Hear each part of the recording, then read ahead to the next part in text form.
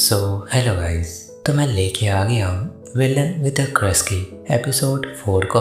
तो बिना किसी देरी के शुरू करते हैं। तो सीरीज की शुरुआत होती है और हम देखते हैं रोजे पार्क को, जो कि बहुत ही प्यार से इयॉन हान के लिए एक लव लेटर लिख रही होती है, जिसमें उसने लिखा हुआ होता है, डियर ऑफिसर इयॉन हान, मेरा नाम रोजे पार्क है और आपने मेरी ज़िंदगी बचाई थी। और फिर सीन शिफ्ट होता है और रोजे पार इयॉन हान के सामने खड़ी होती है और फिर रोजे पार इयॉन हान को देख बोलती है, वो मेरी तरफ देख रहा है, अब मैं क्या करूं। और रोजे पार्क का दिल जोरों से धक धक कर रहा होता है और तभी इयॉन रोजे पार्क की तरफ आने लगता है, जिसे देख रोजे पार्क सोचती है क्या ये एक सपना है। इयॉन मेरी तरफ आ रहा है और इयॉन हान कुछ और ही सोच रहा होता है। वो सोचता है, मुझे बहुत डर लग रहा है, मुझे पता है, पर मुझे खुद को संभालना होगा। मैं उससे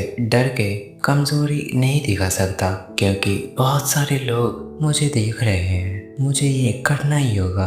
पर रोजे पार कुछ और ही सोच रही होती है, मुझे बहुत शर्म आ रही है, कितने सारे लोग हमें देख रहे हैं, पर आज मैं उससे अपनी फीलिंग कन्फेस करके ही रहूँगी। मुझे बस चिल्ला के उसे बता देना है कि मैं उसे लेकर कैसा फील करती हूँ। और फिर रोजे पार आखिरकार चिल्ला के बोल देती है, मुझे तुम पसंद हो, मुझे तुम्हारे ऊपर क्रश है, वो भी उस दिन से जिस दिन तुमने बचाया था। और इसके 2 साल हो गए हैं। और फिर हमें दिखाया जाता है कि रोजे पार की जितनी भी बातें बोली गई थी, वो सब आवाज कोई नहीं सुन पा रहा था। यहाँ तक कि इयॉन हान भी उसको नहीं सुन पाया और वो बोलता है, तुम क्या बोल रही हो, मैं तुम्हें सुन नहीं पा रहा। और रोजे पार चिल्ला के बोल रही होती है और फिर नरेटर बोलता है, बारिश और रोजे पार्क का मास, यहाँ तक कि पुलिस ऑफिसर की कार्स का सायरन और क्राउड्स की बातें, इन सभी को मिला के इतने शोर हो रहे थे कि रोजे पार्क की बातें कोई सुन नहीं पा रहा था। और इयॉन और रोजे पार्क की कन्वर्सेशन वो हो नहीं पा रही थी। और तभी एक गाड़ी रोजे पार्क के सामने से गुजरती है और रोजे पार्क बोलती है कि ये सारी डिस्ट्रैक्शन पहली बार नहीं हुई है। सच कहूँ तो आज का दिन ही सिर्फ अनलकी नहीं था, पास्ट में भी ऐसा हो चुका है। और फिर हमें दिखाया जाता है रोजे पार्क की पास्ट को, जहाँ पे रोजे पार्क बोलती है, मुझे सिर्फ कन्फेस करनी होगी अपनी फीलिंग्स को ऑफिसर से।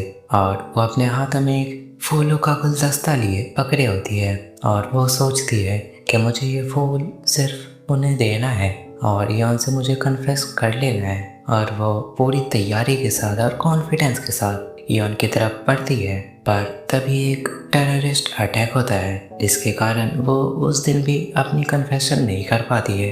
और इसी तरह एक के बाद एक रोजे पार की कोशिश इयॉन से अपनी फीलिंग्स कन्फेस करने की नहीं कर पाती है और इयॉन को पता भी नहीं चलता है। और इसी तरह पिछले 2 सालों से रोजे पार्क अपनी फीलिंग्स कन्फेस करना चाहती थी, पर कर नहीं पाई।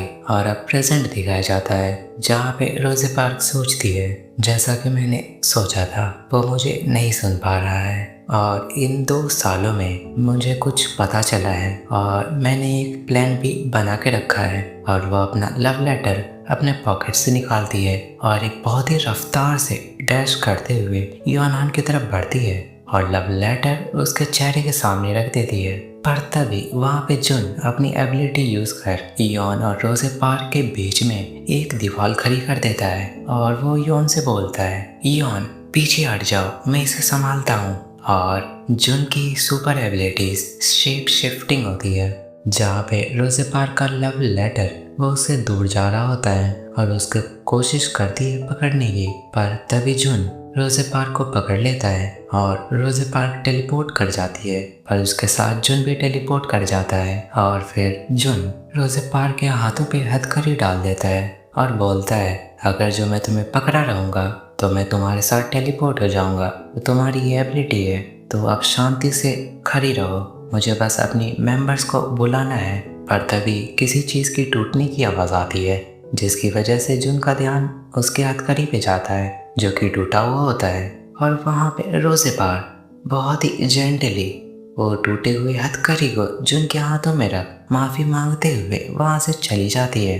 और फिर जुन वो शॉकली उसे ब्लैंकली स्टेयर करते रह जाता है।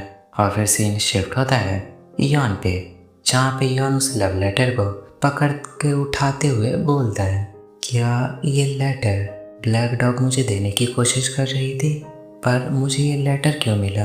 और तभी जुन वहाँ पे चिल्लाते हुए आता है कि उस चीज़ को अभी जला दो। और फिर इयॉन जुन से पूछता है कि ब्लैक डॉग कहाँ है और क्या तुम ठीक हो। और फिर जुन बोलता है कि वो बहुत ही ज़्यादा ताकतवर है, मुझे तो ऐसा लगा उसने मुझे जाने दिया क्योंकि उसे वो एक टाइम वेस्ट लगा। और तभी जुन इयॉन हान के हाथों से वो लव लेटर स्नैच करते हुए एक क्रिमिनल के पास ले जाता है और बोलता है, तुम्हारे पास एबिलिटी थी ना, इसे जला दो अभी। और वो क्रिमिनल उसे जला देता है। और फिर इयॉन बोलता है, क्या हमें पहले इसे पढ़ लेना चाहिए। जिसे सुन जुन बोलता है, नहीं, मुझे लगता है ये एक धमकी होगी मौत की। और तभी इयॉन वो लव लेटर उसके हाथों से छीनता है और उसके आँख बुझा देता है ताकि उसे पढ़ सके। पर वो लव लेटर जल चुका होता है और उसके कुछ ही लेटर पढ़े जा सकते थे। और उस लेटर में लिखा हुआ होता है, डियर ऑफिसर इयॉन हान, मेरा नाम रोज़े पार्क है। आपने मेरी ज़िंदगी एक बार बचाई थी और अगर जो आपने मुझे नहीं बचाया होता तो मैं वहाँ से गिर के ज़रूर मर जाती। और इसीलिए मैं उस लम्हे को अपने दिल में हमेशा याद रखती हूँ और मैं आपसे बहुत ही ज़्यादा थैंकफुल हूँ। और इसी वजह से मैं आपको ये लेटर दे रही हूँ, आपकी फ़ैन रोज़े पार। ये लिखा हुआ होता है, पर वो लेटर जलने के बाद कुछ और ही वहाँ पे लिखा था।